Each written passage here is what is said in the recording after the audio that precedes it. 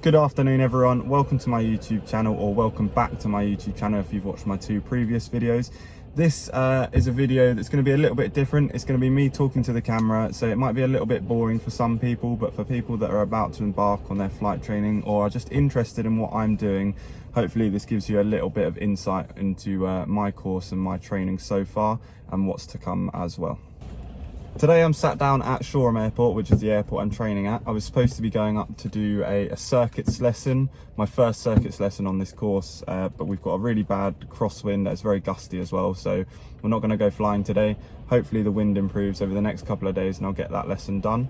But while I'm here, I wanted to talk about a few things. So I wanted to talk about firstly my course and how it's running and the program for my course, so what I've done so far and what's to come. And then I wanted to talk a little bit about my ATPL theory as well, how I did it and how the course has changed. The flight school has changed the way that this course is run. Probably the first school to do this sort of training in the UK. So everyone's looking at us to see what's going on and if it's going to work and how it's working. First of all, my course. So my course so far, I started in August 2019. We did 3 weeks of foundation. So I'm on an integrated flight deck program, which is essentially designed to take you from nothing, never really sat in a plane before, to flight deck ready. So your frozen airline transport pilot's license without a type rating. So I started in August. We did 3 weeks of intensive sort of PPL theory, getting to know the basics of aviation and the aviation subjects, just to prepare us really for the ATPL theory that was coming up, because it's a lot more difficult, and I can imagine that going into the ATPL theory not knowing anything about aviation is going to be extremely difficult. So then we went straight into our ATPL theory. So a little bit about how that was structured back then. It was split, the 14 subjects, the 14 ATPL subjects were split over 3 modules. And that was split over 6 months. So you do 5 subjects in 2 of the modules and 4 in the other, and then you do your exams at the end of each module. So every 2 months you'll sit exams. That was okay, but the workload is insane. It was so much work, so much studying. It was so full on, really long days as well at the flight school. So we were here from like 8:30 in the morning till 5 at night, and it was very draining because the topics and the subjects that you're learning about are, you know, some of them are brutal, stuff like GNAV, MET. They're such heavy subjects and there's so much information that, you know, you sit there for a couple of hours and then you start to glaze over. So it was good, and I managed to pass my first 2 modules very well, sat all the exams, and then it all changed. So our 3rd module was when the flight school FTA brought in the new program. So the new program was to be the same 3 modules, subjects are still in the same 3 modules, but split over 9 months instead of 6 months. So you get 3 months per module, which I think is a lot better, because you get a lot more time for consolidation, revision, but also to learn the subject matter. So we sat the 3 months sort of style for our last module. So our last module was GNAV, RNAV, Ops, Mass and Balance, and Human Performance. So GNAV is obviously a very big subject. RNAV's quite difficult as well. The other ones are big subjects, but I wouldn't say they're as hard as the other 3. Sorry, other 2. But we did it, and I can say that it was a much better than the 2 months. So much more relaxed.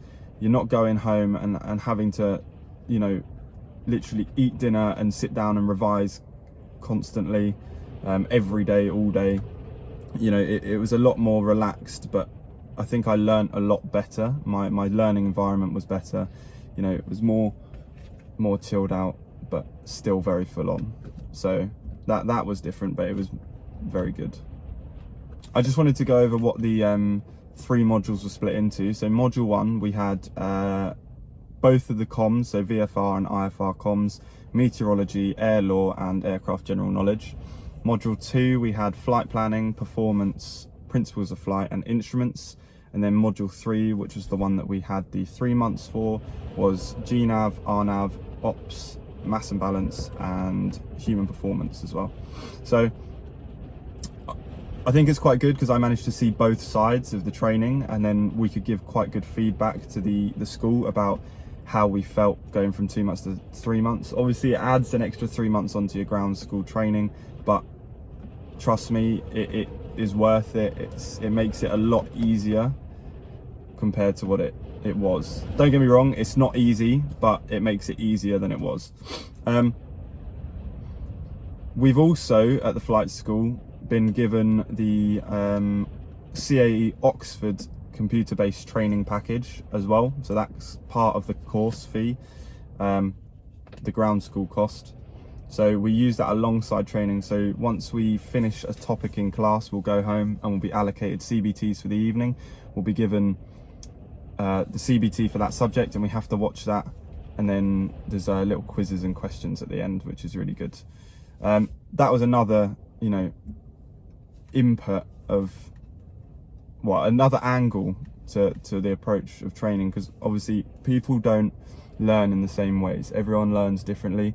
I'm very visual and I learn by looking at stuff and then doing it, whereas other people can sit there and take loads and pages of notes, or people just sit there and listen.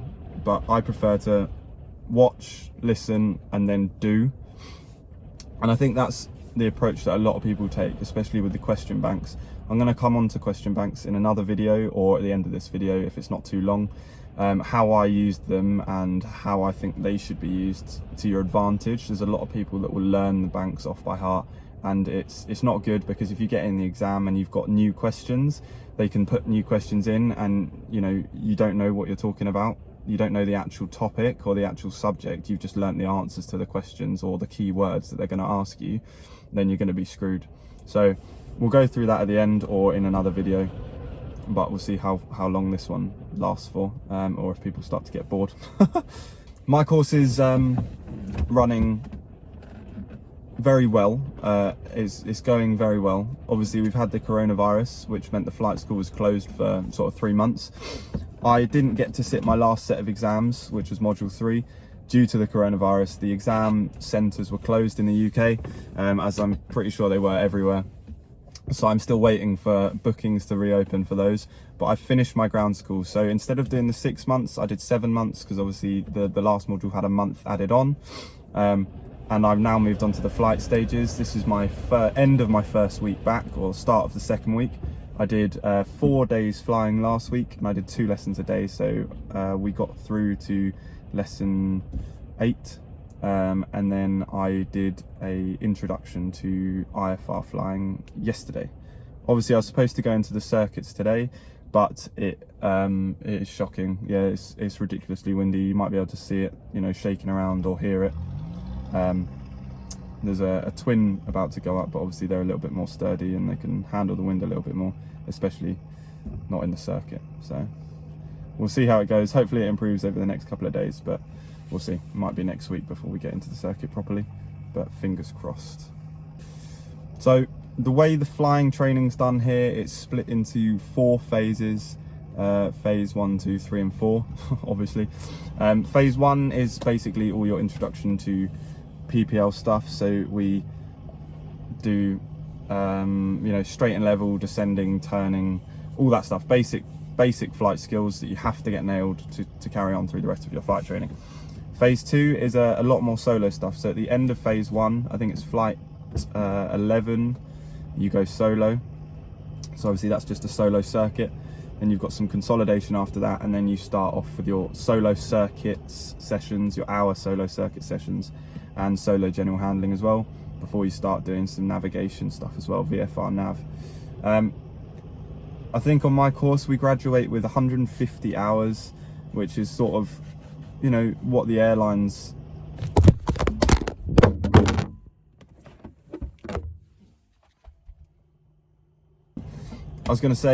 our course graduates with, I think, around 150 hours. I'm not 100% sure. I need to add it all up. I'll do that and maybe chuck it at the end of the video or make it in the next video. But We then get the upset recovery training, which is mandatory, I believe now, our jet orientation course, and our multi-crew rating as well, our MCC jock.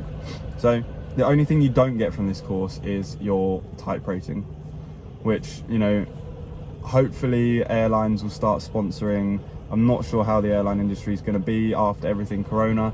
I'm sort of possibly looking towards going down the flying instructor route, maybe to build some hours up and then go to the airlines. I'm not sure. I love teaching people and I love helping people out, so that's an option for me. It's not something that I'm completely close to, but for now I think, you know, I want to focus on my training. Unfortunately, we've got some bad weather, and during the whole of lockdown we had amazing weather, which is a shame, because if I'd started 3 months ago, I'd be really well through the course. But it is what it is. We can't do anything about it. So for now, this is it. I'm going to be making another video probably about the question banks. I'm not going to add it onto this one because I don't want it to be too long. People aren't going to watch the whole thing. But that's a little introduction to me and my course and how I'm doing it and how we do it down at FTA. So I'll put FTA's website in the description and you can check it out if you're, you know, looking to start your flight training. This is a beautiful airfield, you know, and an awesome school to fly with, really. The instructors are so friendly, everyone's so helpful, and it's more of like a family than a pilot factory. They're not just churning out pilots, you know, they really get to know you and help you out if you're struggling, or, you know, just be there for you to help you, really. You know, the ground school instructors will go out of their way to spend extra time with you if you're struggling with something, and the flying instructors, you know, they're all so friendly and chatty and happy, so you can tell they really love their jobs and what they do. So it's good, it's really good. If anyone's got any questions, shoot me a message on my Instagram. I think the link was in the description, or it's in the banner above on my channel. Shoot me a message on there, DM, or just comment on the video. I'll be happy to answer them. If we get loads of questions, then I'll do another Q&A video with everything. I'm sorry if this is a bit weird. This is the first time I've ever spoken to the camera like this, so if it's a bit strange or a bit awkward, just forgive me. I'm sure it gets a little bit easier, but we've got some awesome things coming up, hopefully when the weather gets better as well. Drone footage of like my mate's fishing boat, jet ski, stuff like that, a couple more model flying videos. It'll be really cool, and maybe some sort of like daily vlogging if I do anything exciting, which at the moment we're not, because there's nothing really to do. But it is what it is. So I'll see you next time. Thanks for watching if you've got this far. If not, cool. Drop the video a like and subscribe to the channel, and there'll be a lot more exciting content to come, you know, flying footage as well. We'll get some GoPros mounted somewhere if we can, and yeah, get some cool footage. Cheers, thank you everyone, bye bye.